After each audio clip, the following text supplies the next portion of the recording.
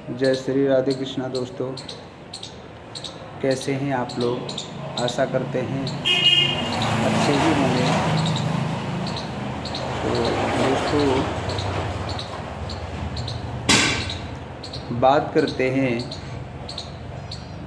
बाबा आधार चेतन और सिंगर योगिंदर योगी के बारे में। जैसे कि ये विवाद चल ही रहा है, आप सब लोगों को पता है। और आजकल एक झूठ का कितना बोलबाला है यार दोस्तों। झूठ का इतना बोलबाला है कि कोई सीमा नहीं है। कोई भी सत्य कहने के लिए तैयार नहीं है, सत्य सुनने के लिए तैयार नहीं है। जैसे कि मैं आपको बताऊं, योगिंदर योगी भ्राता जी को गांव अहरमई में बलराम के माध्यम से, जो आधार चेतन जी के भतीजे हैं, फ़ोन करके बुलाया गया था। और फ़ोन करके उन्हें बुलाया गया था कि भैया आप आ नहीं रहे हो, हम आपके पड़ोस में आए हैं, आपको आना चाहिए। तो योगिंदर जी ने कहा था भैया हम आ रहे हैं, आप चिंता मत करो, हम जल्दी आएंगे। जबकि ये मंच जो सजा हुआ था, तो जिस मंच से उनका अपमान हुआ था वो भी भ्राता योगिंदर योगी के पैसे से सजाया हुआ मंच था।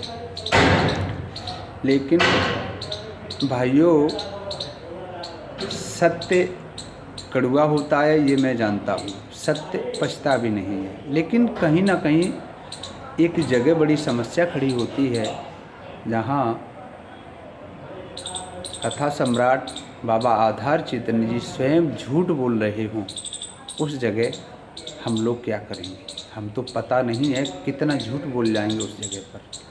क्योंकि पहला झूठ तो उनका ये था कि तू मेरा शिष्य नहीं है। जबकि 1 वर्ष पहले की वीडियो वायरल है, जिसमें योगिंदर योगी से कह रहे हैं कि तू मेरा शिष्य है, और आज ये बेटा मुझसे दीक्षा लेकर के धन्य हो गया।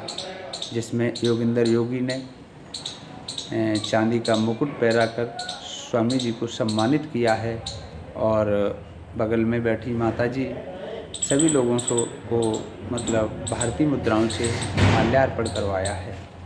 लेकिन छोड़िए इस चीज़ को, आगे फिर देखिए कि इसी चीज़ को भरी मंच से कहते हैं कि तू मेरा शिष्य नहीं है। पहला झूठ। दूसरा झूठ, जिस कथा में इन्होंने भेजा था, ये लेके गए थे आधार चेतन जी, उस कथा का 40,000 रुपया तय था। 40,000 रुपया तय था, जिसमें से योगिंदर योगी ने मतलब अपनी जेब से गाड़ी का डीजल और मतलब ढोलक वाले का पैसा और हवन वाले लड़के का पैसा, कुल मिला के टोटल खर्चा 13,000 योगिंदर योगी की जेब से हुआ था।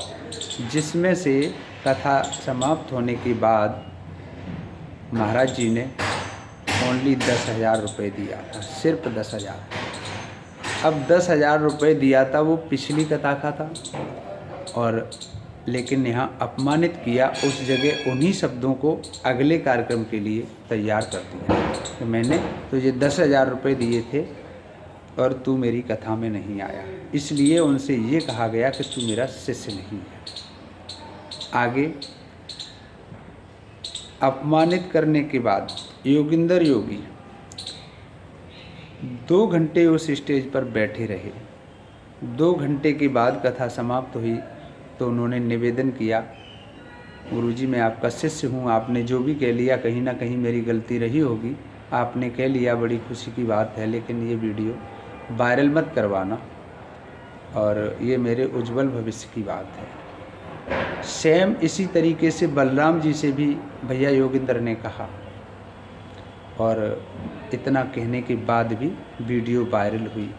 तो जो लोग कहते हैं ना कि गुरु को सब कुछ करने का अधिकार होता है, मेरा कहना उनसे है, गुरु डांट सकता है, गुरु शिक्षा दे सकता है, गुरु सद्मार्ग पर चलने के लिए कह सकता है, तो लेकिन गुरु कहीं गला तो नहीं घोंट सकता, गुरु उज्जवल भविष्य को ख़राब तो नहीं कर सकता, गुरु गोली तो नहीं मार सकता।